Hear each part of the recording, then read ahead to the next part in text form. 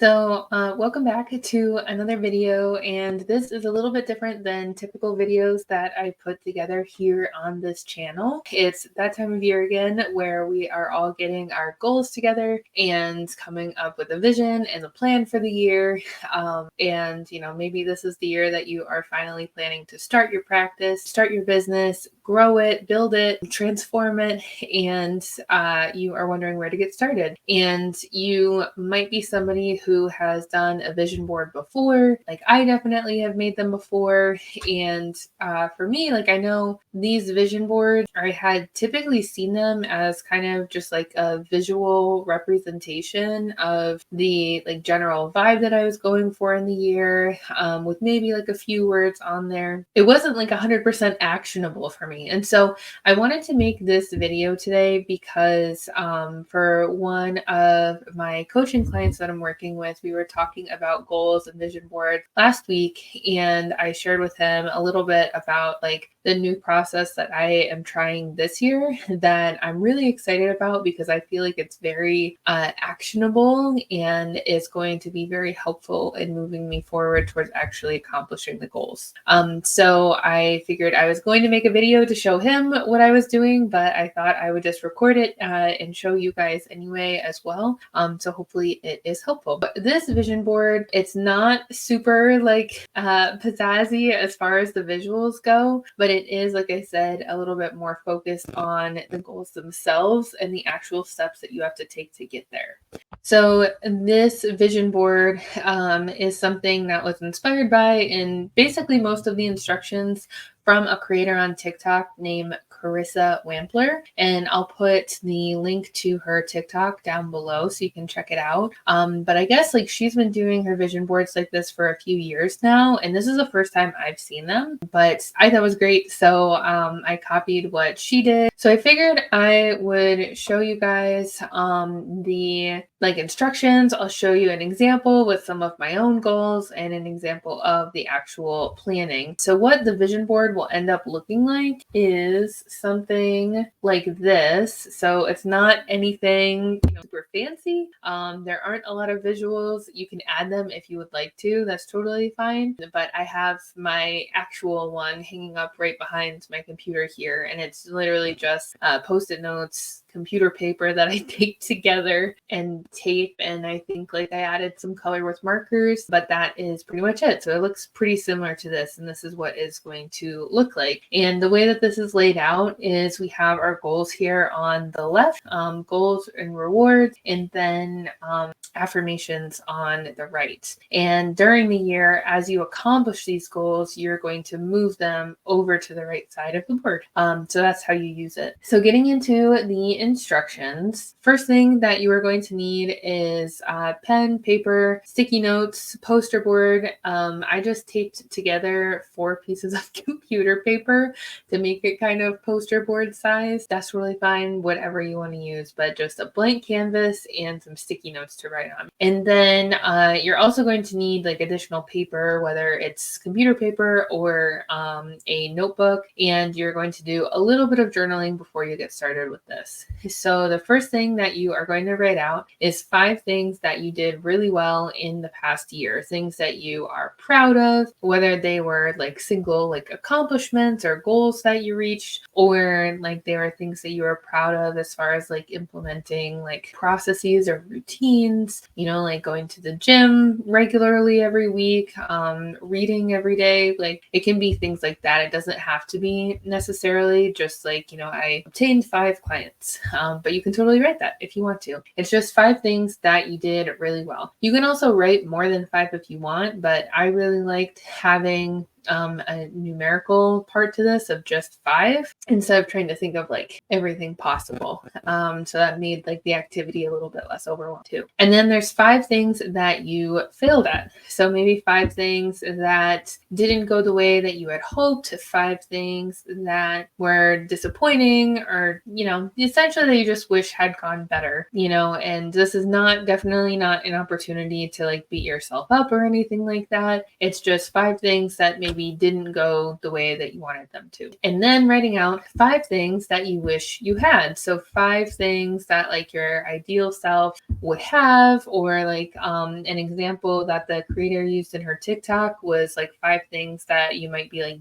jealous of that somebody has. But essentially, like, I think it's trying to get you to start to think in the direction of what like your highest and most ideal self like would aspire to. So writing those things out. And then number 3, we are going to write out 10 of your craziest, loftiest dreams. If you could have anything as your ideal self, if you had no limit, what like 10 big dreams do you have? And just write those out. And then you're going to choose, what do you feel like you can work towards this year? So like we can start to put together a list of goals, as you'll see in number 4 here, a list of goals that might be comprised of things that range in how challenging they might be, or range as far as how confident you are in accomplishing them, from things that you're like 100%, I got this, I just got to come up with an action plan, or they can start to include some of these like craziest, loftiest dreams, so that you have a combination of both. Some things that you feel confident that you can do, and some things that you might be like a little intimidated by, but it'll help to have you start to work towards. So we have our list of like 10 dreams, and then you're going to write out a list of 3 to 6 goals for the year, including things from the dreams list. I put 3 to 6. My board right now has 9 goals on it for the year, which might be kind of a lot. But you know, if they are meaningful for you and are things that you want to work towards, go for it. You know, we might not want to have like 20 goals. That might be a little bit too much. I would say maybe 12 is the maximum, because then it's like 1 goal per month maybe. But we want to make sure that it is an achievable amount of items. And then for each goal, you are going to write it out on a sticky note, including a feeling or emotion of what you'll feel when you accomplish that goal. So if we look down here at the example, these are some of my goals that I want to work towards. Is I want to reach 1,000 YouTube subscribers on my channel, and I will feel empowered. And if I do that, we'll get to the rewards in a second, but then the rewards are down here. And then this one, I went on 2 trips with Kyle and Goni, and I feel free. I doubled my revenue in 2024, and I feel triumphant. And at least for me, like I focus on writing these in the past tense, because it is just going to promote the feeling of like actually accomplishing it. Like it is something that there is no doubt it's going to happen. And once I move this post-it note over here to the right, it will be grammatically correct. And I can say that I reached 1,000 YouTube subscribers. So you're going to write out all your goals on these post-its and put them on the left side of the board there. And then for each goal, if you were to instruct someone else on how to complete it, what steps would need to be taken? Write these steps out as instructions for yourself as clear action items. So an example that I have down here for this, for my goal of running a sub 8-minute mile and feeling speedy, I wrote out on notebook paper separately my goal, what the current is. So like, where are you in relation to the goal? I think that is really important when starting to write out an action plan for it, so you can have a better understanding of what you need in order to get there. And then for this one in particular, my plan is to accomplish this goal by halfway through the year, or the end of Q2. So then I was able to start kind of planning out over the course of the next 6 months, what does my mile time need to be if, like, theoretically I'm getting faster every month that I'm training. So I wrote that out. And then down here are my action steps. So I did a little bit of research on this because even though I am an athlete and I run, I wouldn't say that I'm necessarily like the most knowledgeable about running. So I sought out some guidance from Google and did some research into running for things that might help with increasing my speed. So one of the things was practicing belly breathing. And I know that that's important for me as a side note because I don't always breathe very well when I'm exercising. So it's something that I'm going to be practicing. I know that I want to test the mile runs at a track. So it's just a consistent distance every time that I do it. And part of this action step is going to be actually scheduling in my calendar the days for my mile run test. I am going to be adding in tempo and hill runs every week. I am planning to run at least twice a week and doing these style of run workouts because they will help me to get faster. I'll put that into my weekly run training and schedule a timeline into my calendar. So that's like the last piece, and we'll talk about that as well, is that all of these action steps that get written out need to be scheduled into your actual calendar or put into your planner so that they get done.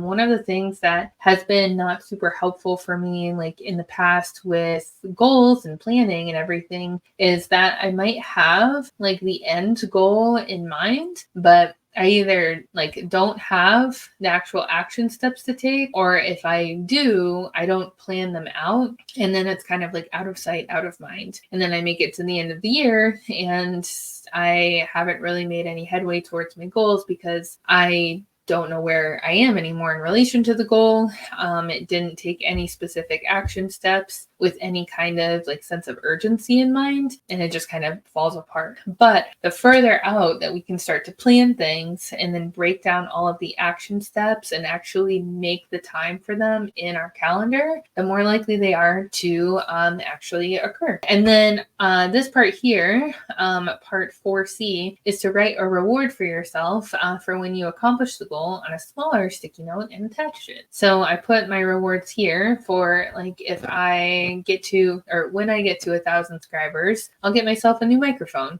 for my recordings, and then added rewards to all of these. And that part was fun. I thought it was going to be like really challenging to come up with rewards, and it kind of was, but it was actually really fun. And I also, what I did too was I just started writing out rewards on sticky notes, and then I would like match them to goals versus trying to come up with like a specific goal or a specific reward per goal. So either way is totally fine, but adding the reward is kind of cool and something a little bit different than traditional goal planning, I think. And then number 5, I liked this part actually too. I wasn't sure how I would feel about it, but from those like failures or disappointments, we are going to create something new. So from that list of things that were quote unquote failures, come up with affirmations for yourself and write them on sticky notes.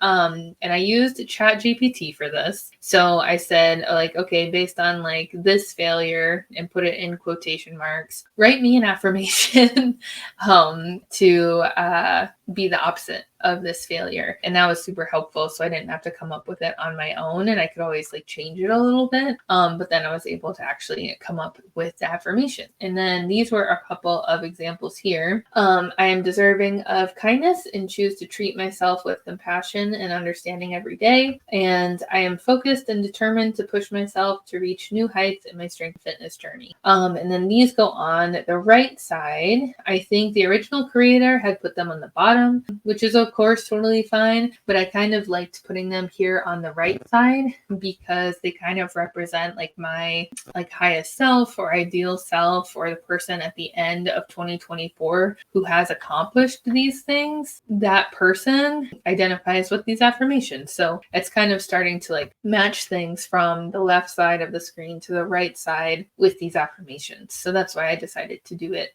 that way. And then we have just as we've already gone over, putting your goals and rewards on the left side, the affirmations on the right side. And then the way that it works is over time, as you accomplish the goals, you move the stickies from the left side to the right side. And then once your vision board is put together here, we can go through our goals and label with the quarter.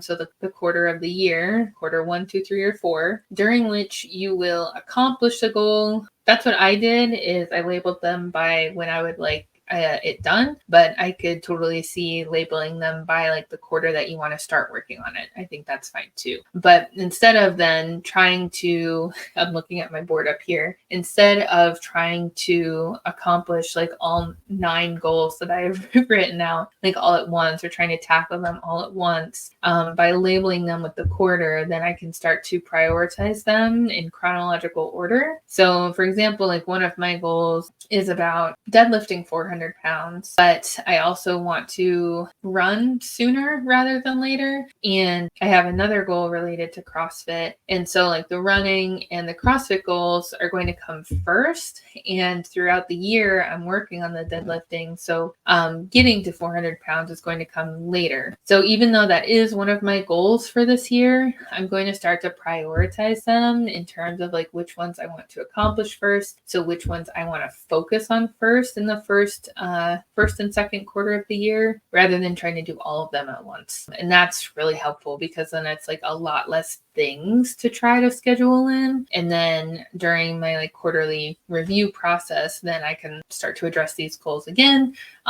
and start focusing on the other ones. And then something I still have to do, but I think would be helpful, is once they are labeled by the quarter that you want to accomplish them in or start on them in, then just organize them in the vision board in that chronological order. And then after that, once we know what quarter we're planning on working on these in, and you have your instructions, you can start to create a timeline for the goals in order to accomplish them.